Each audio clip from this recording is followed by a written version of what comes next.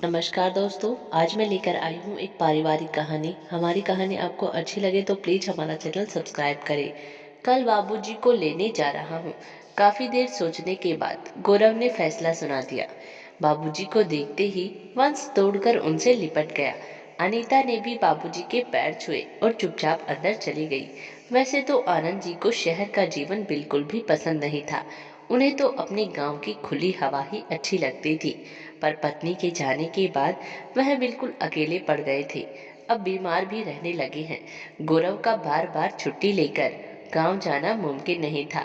इसीलिए इस बार जब बीमार हुए तो गौरव ने उन्हें अपने साथ रखने का फैसला कर लिया।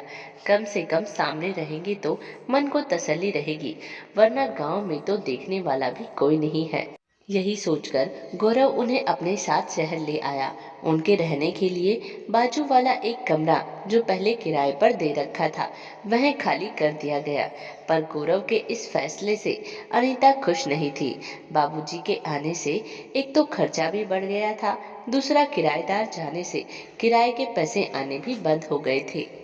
ऊपर से अनीता का काम का बोझ भी बढ़ गया था। उसे उनके लिए अलग से फीका खाना बनाना पड़ता है। पहले तो वंश के स्कूल जाते ही कभी शॉपिंग तो कभी सहेलियों के साथ घूमना फिरना भी हो जाता था। पर अब बाबूजी के कारण उसे घर में ही रहना पड़ रहा था। बहू नहाने के लिए गर्म पानी लगा देना। अखबार पढ़ते हुए आनंद जी ने कहा, लो अब शुरू हो गए इनके ऑर्डर। बड़बड़ाते हुए अनीता ने पानी लगा दिया। बाबूजी से बोल दो, अभी तो ठंडी शुरू भी नहीं हुई है तो गर्म पानी से क्यों नहाना। अभी तो वंश भी नॉर्मल पानी से ही नहाता है। गौरव के अंदर आते ही अनीता ने शिकायत शुरू कर दी। गौरव कहने लगा, तो क्या हो गया, बूढ़ा शरीर है, जरा में ही ठंड लग जाती है। अनीता ने कहा, बिजली का बिल भर देंगे क्या। आजकल इनके लिए दिन भर टीवी पंखा चलता है, हमारे ही तो खर्चे पूरे होते नहीं हैं, ऊपर से इनके भी उठाओ। अनीता ने चिल्लाते हुए गुस्से में कहा। गौरव ने साफ साफ शब्दों में अनीता से कह दिया, वो मेरे बाबूजी है, आगे से ऐसी बातें इस घर में ना हो, ख्याल रखना। आनंद जी अब स्वस्थ हो चले थे। पोते की मीठी मीठी बातें उनके मन को शीतल कर जाती थी। वंश को भी उनसे बहुत लगाव हो गया था। स्कूल से आते ही उनके साथ खेलना और कहानियां सुनना उसे बहुत अच्छा लगता। क्या बताऊं यार, जब से यहाँ आए हैं मेरी तो आजादी ही छीन गई है। दिन भर उनकी सेवा में चला जाता है, एक मिनट भी फुर्सत नहीं मिलती। अनीता फोन पर अपनी सहेली से बोल रही थी। अरे तो इसे परेशानी वाली क्या बात है, तुझे तो अच्छा ही है, बस जरूरत है काम निकलवाने की। मतलब यह है कि अब तो तेरे ससुर ठीक भी हो गए हैं तो अपने घर के छोटे मोटे काम तो करवा ही सकती है। जैसे सुबह दूध लाना, शाम को दूध लाना, वंश को ट्यूशन छोड़ आना और ले आना, इन सब कामों से तो फ्री हो ही सकती है।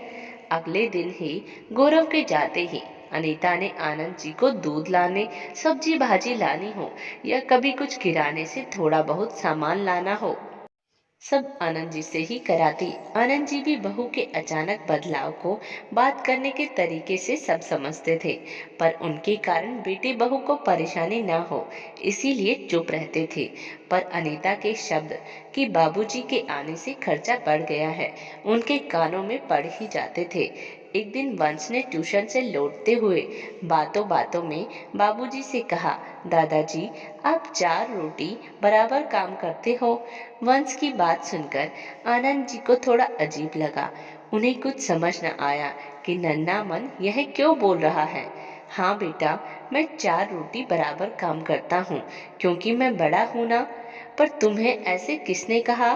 आनंद जी ने बातें बनाते हुए कहा, मम्मा बोल रही थी फोन पर कि बाबूजी 4 रोटी खाते हैं, इसीलिए अब मैं उतना काम भी करवाती हूँ उनसे। मासूम वंश के मुंह से यह सब सुन आनंद जी सन्न रह गए। शाम को भी उन्होंने खाना न खाया, चुपचाप रहे, अपने कमरे से बाहर भी ना निकले। गौरव ने भी कई बार पूछा पर वह शांत ही रहे। शायद बाबूजी को माँ की याद आ रही है सोचकर गौरव ने भी उन पर ज्यादा दबाव नहीं डाला। पर अगले दिन सब चौंक पड़े। बाबूजी अपना वही पुराना झोला लेकर जाने को तैयार खड़े थे। क्या हुआ बाबूजी? अब सुबह सुबह कहाँ जाने को तैयार हो गए हैं? गौरव ने आश्चर्य भरी स्वर में कहा। बस बेटा, अब मुझे वापस जाने दो।